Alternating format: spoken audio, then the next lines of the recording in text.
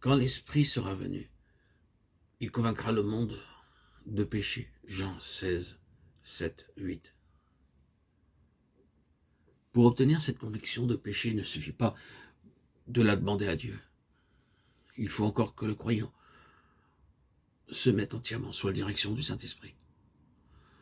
Nous ne saurions trop insister sur ce fait que les divers dons de l'Esprit dépendent de sa présence dans le cœur, de la conviction qu'il apporte que Christ a donné sa vie pour détruire le péché. En prononçant ces paroles d'une portée sans limite, il sera en vous, Jean 14, 17. Notre Seigneur nous ouvrait là les trésors de lumière, de sainteté et de force que nous apporte l'Esprit. L'Esprit est la vie même de Dieu. En entrant en nous, il devient notre vie. Et c'est selon que cette vie divine prend plus d'empire que l'Esprit peut agir à son gré. Il est bon, sans doute, d'attirer l'attention du croyant sur les diverses opérations de l'Esprit, afin qu'il n'en néglige et n'en perde aucune par ignorance. Mais il est encore plus nécessaire qu'il saisisse toujours mieux cette vérité. Que votre vie soit celle de l'Esprit et aucune grâce ne vous sera refusée.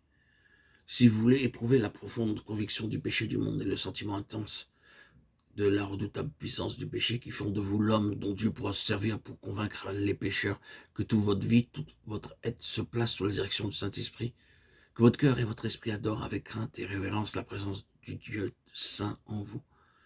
Livrez-lui le grand ennemi qui s'oppose à l'action de l'Esprit, la chair, avec sa vie du moi, afin que jour après jour, il la mortifie et qu'il la garde dans la mort. Aspirez sans cesse à être rempli de l'esprit de l'homme dont la plus grande gloire est d'avoir donné sa vie pour ôter le péché, et qui domine à présent sur tout ce qui existe et tout ce qui se fait. À mesure que la vie de l'esprit deviendra plus forte en vous, et que par elle, toute votre constitution spirituelle acquérera plus de vigueur, vos yeux et votre cœur se feront une plus juste appréciation du péché qui vous entoure. Vos pensées et vos sentiments seront alors ceux de l'Esprit Saint en vous, une profonde horreur du péché, une foi vivante en la rédemption, un sérieux amour pour les âmes encore plongées dans le mal.